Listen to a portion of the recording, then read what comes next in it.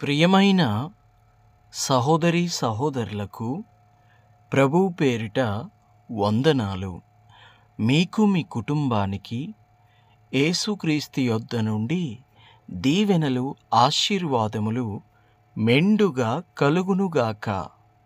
ఈరోజు యేసుక్రీస్తు యొద్ద నుండి మీకు బంగారు మాట, దేవుని వాగ్దానము. అపోస్తుల కార్యముల గ్రంథము 17వ అధ్యాయము 11వ వచనము. వీరు తెసలోనికలో ఉన్న వారి కంటే ఘనులై ఉండిరి గనుక ఆసక్తితో వాక్యమును అంగీకరించి పౌలును సీలయును చెప్పిన సంగతులు అలాగునున్నవో లేవో అని ప్రతిదినము లేఖనములు పరిశోధించుచు వచ్చిరి. Those were more noble than those in Thessalonica, in that they received the word with all readiness of mind and searched the scriptures daily whether those things were so. దేవునికి మహిమ కలుగునుగాక. మీరు కూడా వీరి వలె ఘనులై ఉందురుగాక. అట్టి ఘనత ఈ వాక్యం వింటున్న మీకును దేవుడు అనుగ్రహించునుగాక. తెసలోనికలో ఉన్నటువంటి సంఘము వారట ఘనులై ఉన్నారట. ఘనులు గొప్పవారు ఎందుకయ్యారు అంటే ఇందులోనే రాయబడి ఉంది, ఆసక్తితో వాక్యమును అంగీకరించి. దేవునికే మహిమ కలుగునుగాక.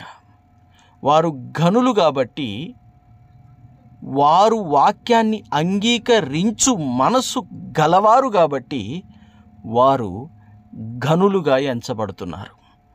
ఆసక్తిగా వాక్యాన్ని అంగీకరించడం ఇది ఘనులు మాత్రమే చేసేటువంటి పని.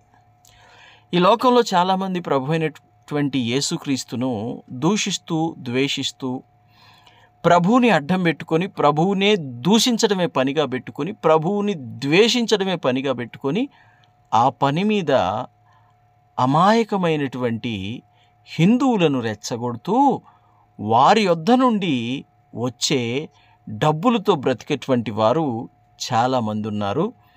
అటువంటి మనస్తత్వం కలిగిన వారు బుద్ధిహీనులు. వారి స్వార్థం కోసం మత విద్వేషాలను రెచ్చగొట్టేవారు, రేపేవారు. అటు మత ఛాందసవాదుల్లో ఉన్నారు, ఇటు రాజకీయ నాయకుల్లో కూడా కనబడుతున్నారు, మనం చూస్తున్నాం.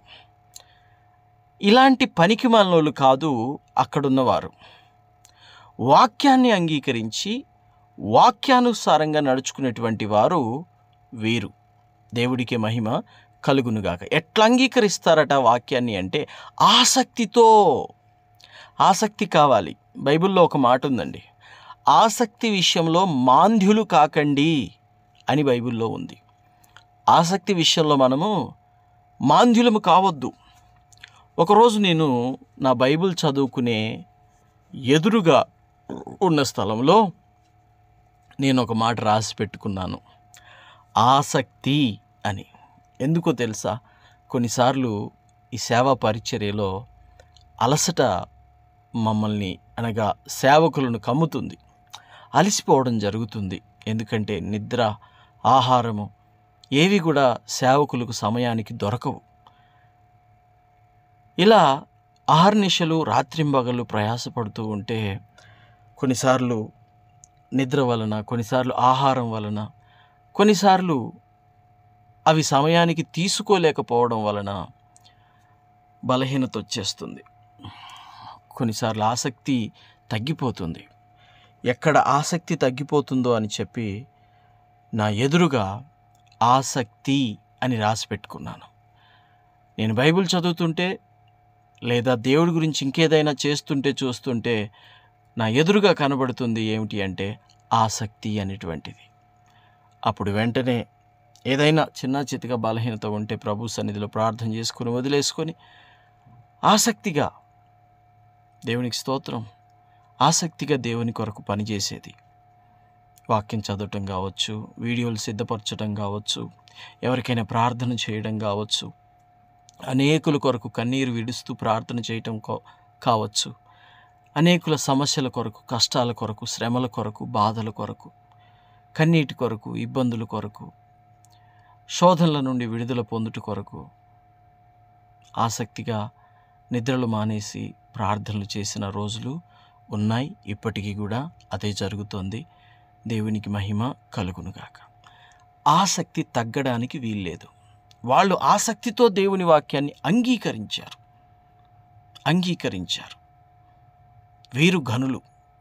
వీరు ఘనులుగా ఎంచబడ్డారు. దేవునికి మహిమ కలుగును గాక. దేవుణ్ణి అందరూ అంగీకరించలేరు. ప్రభువైన యేసుక్రీస్తు పుట్టాడు అని తెలిసినప్పుడు తూర్పు దేశం నుండి జ్ఞానులు వచ్చారు. వస్తూ వారు ఏం చేశారు? వస్తూ బంగారము, సాంబ్రాణి, బోలము కానుకలుగా ప్రభువుకి తీసుకొచ్చారు.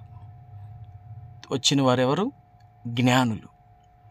దేవుణ్ణి అంగీకరించేవారు ఘనులై ఉంటారు, దేవుణ్ణి అంగీకరించేవారు జ్ఞానులై ఉంటారు. కానీ మూర్ఖులు, ముష్కరులు, మతోన్మాదులు, కులపిచ్చి, మతపిచ్చి, ప్రాంతీయ విభేదాలు కలిగినటువంటి వారు దేవుణ్ణి అందరి ముందు అంగీకరించలేరు.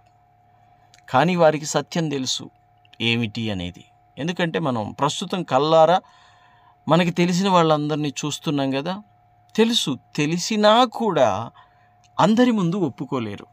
కానీ ప్రభువైన యేసుక్రీస్తు ఒక మాట అన్నాడు, అందరి ముందు నన్ను ఒప్పుకొని వాణ్ణి నేను పరలోకంలో తండ్రి ఎదుట నేను ఒప్పుకుంటాను అన్నాడు.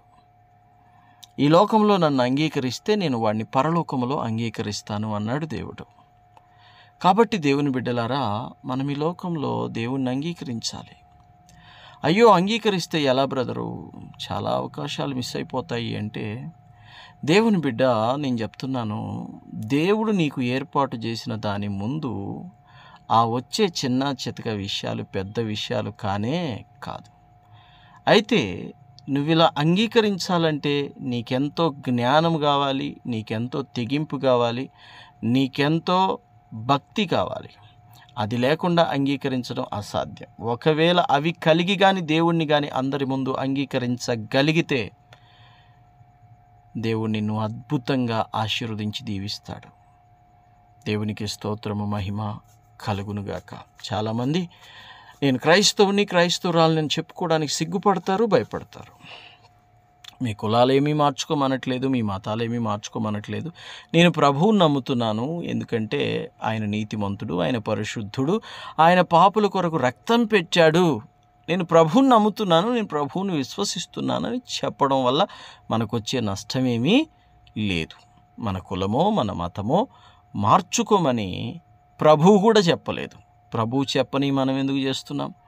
ఎవరైనా క్రీస్తుని నమ్ముకుంటే కులం మార్చుకోండి, మతం మార్చుకోండి అని ఎవరైనా చెప్తే వాళ్ళకి ఏమైనా పిచ్చిలేసిందేమో కొంచెం గమనించి వాళ్ళని ఫస్ట్ పిచ్చి ఆసుపత్రిలో చేర్చండి. తర్వాత మీ కులము మతము మార్చుకుందరు. కానీ మనం మతం మార్చుకోవాల్సిన అవసరం లేదు, కులం మార్చుకోవాల్సిన అవసరం లేదు, ఏది మార్చుకోవాల్సిన అవసరం లేదు. మనం దేవుని నమ్ముతున్నాం, విశ్వసిస్తున్నాం. దేవుడికే మహిమ కలుగునుగాక. అయితే ఆ ప్రాంతంలో ఉన్నవారు ఈ పౌలు శీల ఏమని చెప్తున్నారో అని వాళ్ళు అనుదినము ప్రతిదినము లేఖనములు పరిశోధిస్తూ వస్తున్నారట. దేవుని బిడ్డ, వాక్యం వింటున్న బిడ్డ, అనుదినము వాళ్ళు లేఖనాలు చదువుతున్నారు కదా, మరి నువ్వు చదువుతున్నావా? అనుదినము బైబిల్ చదువుతున్నావా? బైబిల్ చదివి ఎంతకాలమైంది? బైబిల్కి పట్టిన దుమ్ము దులిపి ఎంతకాలమైంది? కొంతమంది బైబిల్లకు దుమ్ము బట్టి ఉంటుంది. అలాగనుండొద్దండి. బైబిల్ అనుదినము చదవాలి. 1 అధ్యాయమా, 2 అధ్యాయాల, 3 అధ్యాయాల, 4 అధ్యాయాల, 5 అధ్యాయాల, 10 అధ్యాయాల, 20 అధ్యాయాల, మీ ఇష్టం. నేను ఒకప్పుడు 55 అధ్యాయాలు చదివాను. నా పని మానుకోలేదు, నేను చేసే రోజు రొటీన్లో ఏది మానుకోలేదు. ఏవి మానుకోకుండానే ప్రత్యేకంగా బైబిల్ 55 అధ్యాయాలు నేను చదివాను. అప్పుడే బైబిల్ పూర్తి చేయగలిగాను. ఆసక్తి అండి. మనకి ఆసక్తి ఉండాలి. బైబిల్ వాక్యం ఎంత శ్రేష్టమైనది, ఎంత జ్ఞానమైనది. కాబట్టి అంత జ్ఞానమును మనం పొందుకోవాలి. ప్రార్థన. తండ్రి, మీకు వందనాలు దేవా, మీకు స్తుతులు స్తోత్రాలు అయ్యా. ఈ వాక్యం విన్న ప్రతి బిడ్డకి అట్టి ఘనతను దయచేయండి.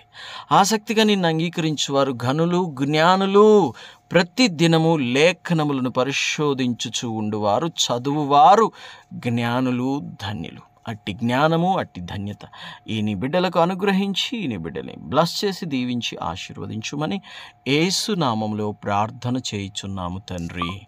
Amen, amen, amen.